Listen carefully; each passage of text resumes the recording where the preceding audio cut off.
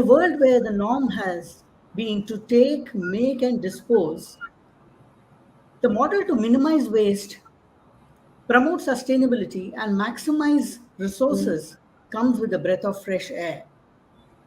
We have with us one such person who is making a difference to the environment by facilitating end-to-end solutions that encompasses recycling, waste to energy conversion, and technology consulting. Meet Akshaya Rath, co-founder and CEO, EcoEx. It wouldn't be wrong to say that he is one of the pioneers in circular economy.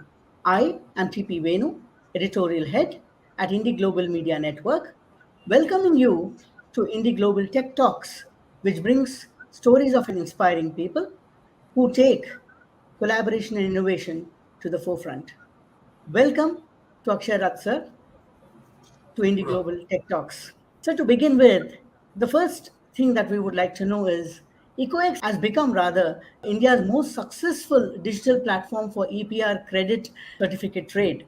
Now, you all are a renowned name now. Just take us through this journey. Fine. At the beginning, let me say thank you for giving me the opportunity to share EcoEx journey so far. So we are around 4.5 years old company based out of Delhi.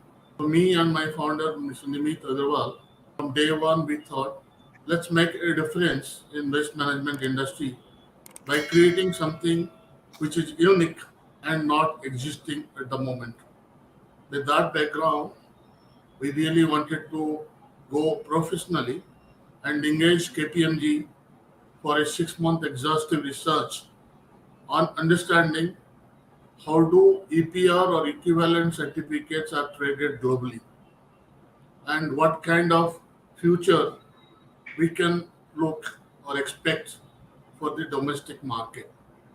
With that background, we went ahead and tried to build a portal which can accommodate each member in the best ecosystem. So the lowest member could be the rat picker, from there to Safai Sathi and Safai Karmacharis, then to the urban local body or Gram Panchayat municipality bodies, then going up to recyclers, waste to energy plants, waste to oil plants, then road construction companies and cement companies. If you look at the way EPR framework being implemented by Government of India under MOE FCC with the monitoring agency Central Pollution Control Board, they have classified them into two different segments. First segment is called PIBO, what we call as a PBOs. Producer for P, I for importer, BO for brand owner. Say they are the generators of the waste. So for my viewers, I could define EPR as a rule which mandates the producer, importer, and brand owner to collect back equivalent amount of plastic, the same grade, what they are using to package their brands and reaching to consumers. And if they are recyclable, to recycle them in a recycling unit, or if they are not recyclable, to incinerate them either in cement plants, waste to energy plants, or in waste to oil plants. That is what EPR law has been set by government in 2016, what is called Plastic Waste Management Rule 2016. With that background, we wanted to create a portal, and by giving them the technology platform, each member of the ecosystem, how can they leverage the tool and can monetize it? That is where we coined the tagline for the company called Empowering the Recycling Industry. So at the moment, we are focused in plastic. We have very recently added e-waste. Going forward, we will be adding tire, rubber, and battery, which has all come in the EPR ambit by government. Tell us a little about the compliance issues where industries are concerned, because the most of them, yeah, I'm sure, will be very reluctant, isn't it? It was really complex when it started way back in 2016, and a lot of, I won't say experiments, but a lot of debate from the PCBs and CPCB, wherein the mandate has a checklist of the documents which are required to comply to meet EPR compliance, and these are basically called traceability documents. So, as a layman, That's where blockchain technology comes in. yeah, that's where I am getting into that. So, what it says that you will have to give documentary evidence of sourcing where from you have collected the waste, and the local authority, logically, which is the local municipality, should endorse it that yes, this material is from my jurisdiction. Transport it, give the documentary evidence of taxable invoice, e-way bill, loading slip, maybe photographs of loaded and unloaded trucks.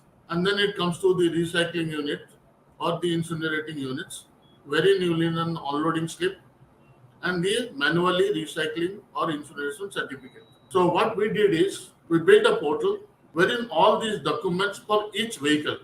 Suppose I'm trying to help a PIBO to comply 1,000 tons, and I have got 10 tons capacity trucks.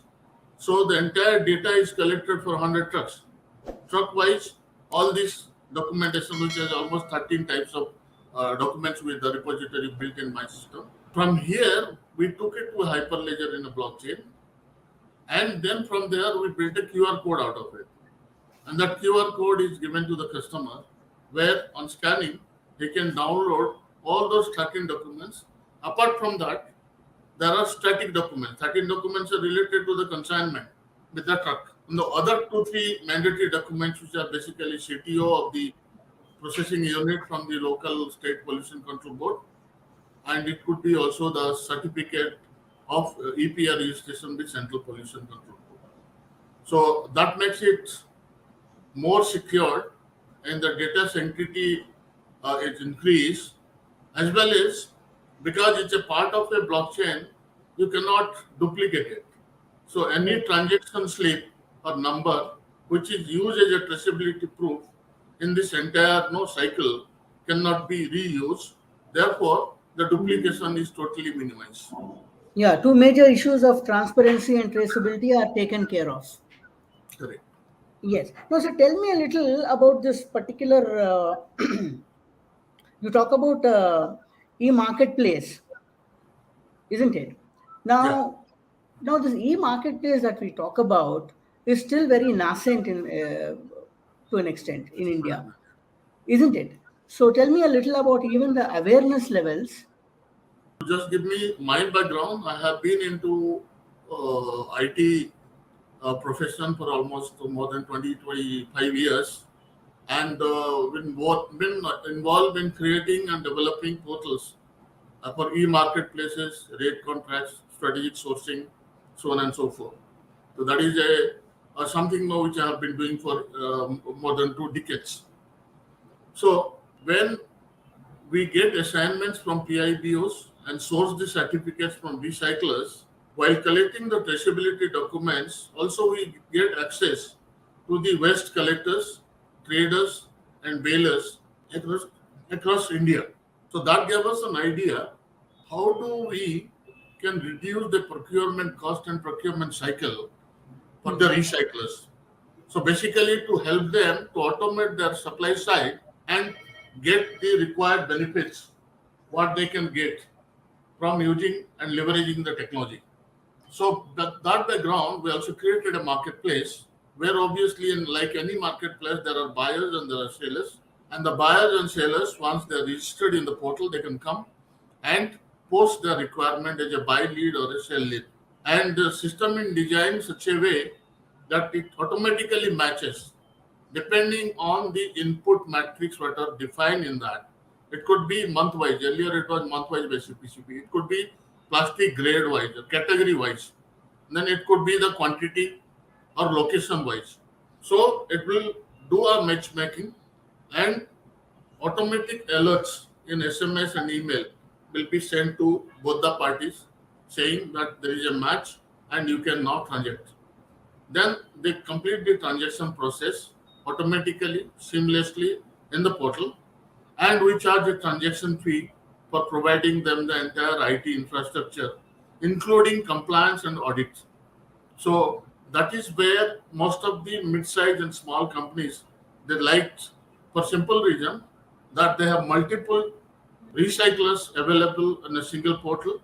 They Right. have technology available for e-auction. If the quantities are more, they can conduct dynamic e-auction for negotiation on real-time basis to make price discovery. And second, the project module, what is inbuilt into the portal, which is blockchain based, helps them to get an auditable and transparent traceability data which can be submitted in the prescribed format by CPCB by reducing their admin workload. So that's the benefit what the buyers and sellers are getting. But Right. but unfortunately, as we know in Indian market, they are highly fragmented.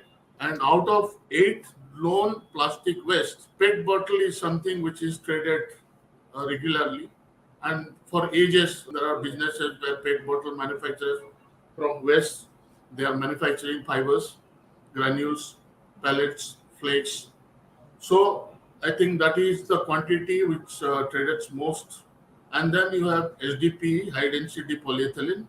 Then LDP, that is milk pouches, low density polyethylene. Then items like polyvinyl chloride, polypropylene, polystyrene, so on and so forth. So in one way, we have an enterprise EPR portal which helps enterprises to complete the entire process from soliciting bids till awarding the contract, getting traceability documents from the project module, and also completing the online payments. Second, as a buyer or as a seller, as a member of EcoEx platform, you are able to do seamless transaction in the marketplace. Right. Third, we have also had as interesting modules wherein the CRM module can be used by any enterprise, and there are modules which is integrated with advanced broadcasting tools wherein you can engage with good content with your stakeholders to all or selectively for a group. So these are the features of the platform which you have built over last 2 years. So people now plastic has almost become a bad word, but we cannot do away with plastic. And tell me the percentage of this usage of this or reduction of the virgin plastic.